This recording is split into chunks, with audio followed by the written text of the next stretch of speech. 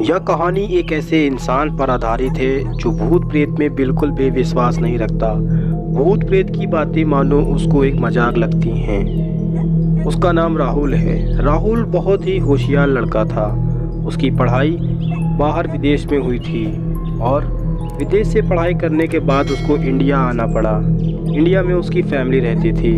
यहाँ पे उसे एक एमएनसी कंपनी में जॉब मिल गई और जॉब मिली तो सही, बट उसे जॉब करने का इंटरेस्ट रात की शिफ्ट में करने को आया और वह अपने रूम से रोज़ ऑफिस के लिए निकलता था और सुबह होते ही ऑफिस से रूम को चला आता था। हर दिन सही चल रहा था, लेकिन एक दिन अचानक उसे महसूस हुआ। उसने ऐसा महसूस किया कि कोई उसको बड़ी गौर से देख रहा है और उसका पीछा भी कर रहा है, पर राहुल ने इस बात पर बिल्कुल भी ध्यान नहीं दिया और वह अपनी गाड़ी चलाने में मग्न था। वह अपना सफ़र तय कर रहा था। वहाँ से उसका रूम 10 किलोमीटर दूरी पर था। रास्ता काफ़ी सुनसान था, बहुत ही कम गाड़ियाँ चलती थीं।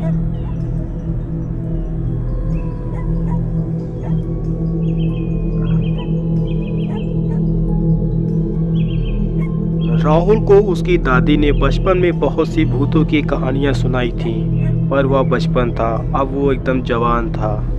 उसे ये सब बातें बिल्कुल बेहुदी लगती थीं। वो इन सब बातों पर बिल्कुल भी गौर नहीं करता था। राहुल की फैमिली हैदराबाद में रहती थी और वो यहाँ दिल्ली में जॉब कर रहा था। उसकी फैमिली में वो और उसकी मम्मी पापा और उसकी एक छोटी बहन थी। वो अपने घर का बहुत ही लाडला लड़का था। राहुल इस बात से बिल्कुल ही अनजान था। उसे नहीं पता था कि उसके साथ अभी आगे क्या होने वाला है। वो अपनी गाड़ी चला रहा होता है, तभी उसे महसूस होता है। तभी उसके पीछे से एक मोटरसाइकिल आती है और उस पे 2 लोग होते हैं। वो राहुल को ओवरटेक करके आगे निकलने की कोशिश करते हैं। राहुल उनको जगा देता है। वो देखता है कि एक कपल जा रहा होता है। तभी उसका ध्यान जाता है कि जो पीछे एक लेडीज़ बैठी थी, उसका साड़ी नीचे लटक रहा था। कहीं वो पीछे के पहिए में ना फंस जाए जिससे कोई दुर्घटना हो जाए। राहुल को थोड़ा सा अटपटा लगा कि वो ऐसा क्यों। उसे लगा कि कहीं उसका साड़ी का जो नीचे से कपड़ा है वो कहीं पहिए में ना फंस जाए जिससे वो कहीं गिर ना जाए। राहुल ने अपनी गाड़ी की स्पीड तेज की और वो उस भाई साहब से बोलने लगा, अरे भैया, आपकी पीछे जो वाइफ बैठी है उनका साड़ी का पल्लू नीचे लटक रहा है, उसको सही कर लीजिए। इतना कहते ही राहुल आगे निकल गया और राहुल अपनी गाड़ी चलाने में फिर से मग्न हो गया। वहाँ से अब उसका घर मुश्किल से 5 किलोमीटर बचा होगा।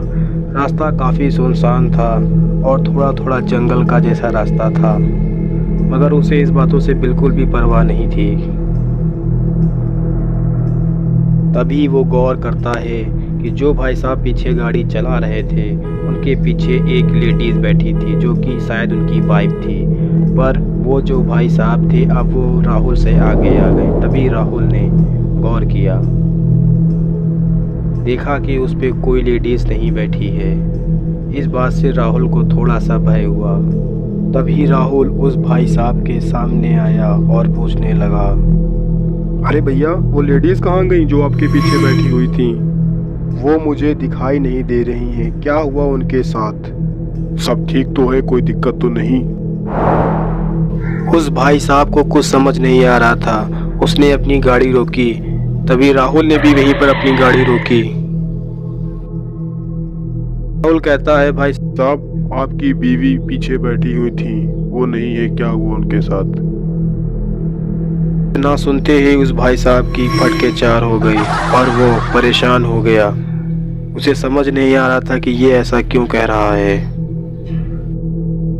तभी उन लोगों ने पीछे मुड़ के देखा और उन्हें रास्ता बड़ा ही डरावना लग रहा था। तभी राहुल कहता है, अरे भाई साहब, आप इतना डरे हुए क्यों लग रहे हैं?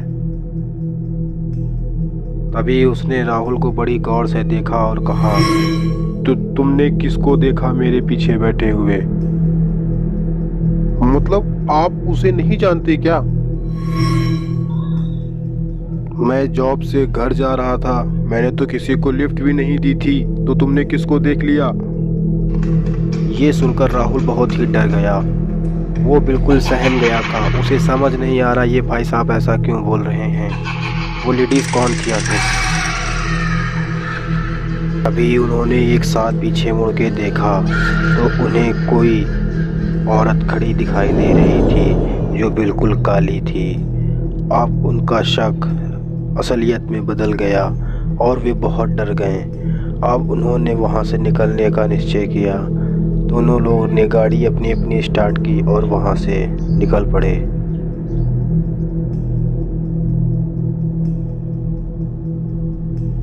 राहुल काफ़ी डर गया था। उसने अपनी पूरी ज़िंदगी में कभी भी इतना डर नहीं महसूस किया। रात के 2 बज गए थे और राहुल अपने बिस्तर पर लेटे लेटे यही सोच रहा था कि वो लाल साड़ी वाली आखिर कौन थी।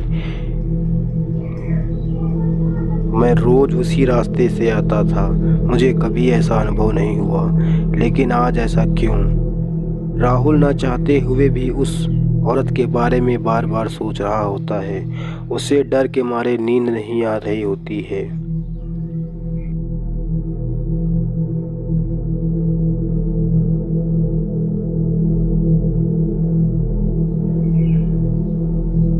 राहुल काफ़ी परेशान था।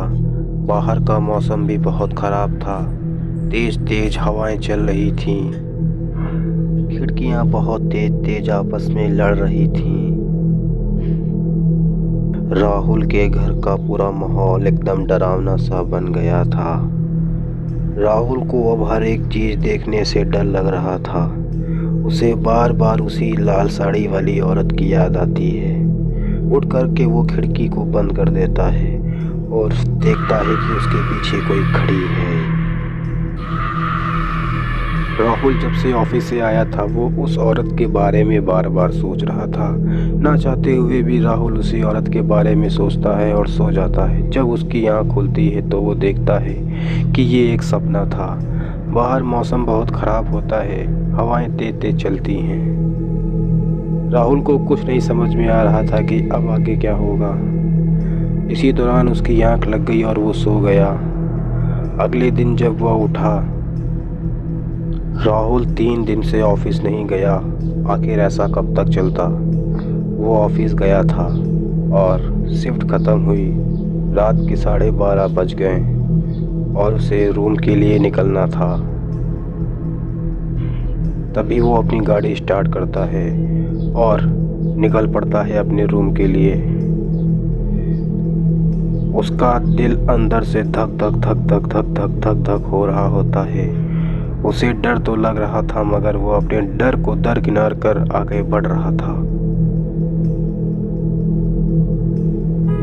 आधे से ज़्यादा उसने रास्ता तय कर लिया। तभी एक पीछे से मोटरसाइकिल वाला आता है। राहुल का शरीर बहुत ही गर्म हो जाता है और उसे पसीना सा आने लगता है। राहुल बहुत ही घबरा भी जाता है। उसका दिमाग काम करना बंद कर देता है। तभी पीछे से आ रही मोटरसाइकिल उससे आगे आ जाती है।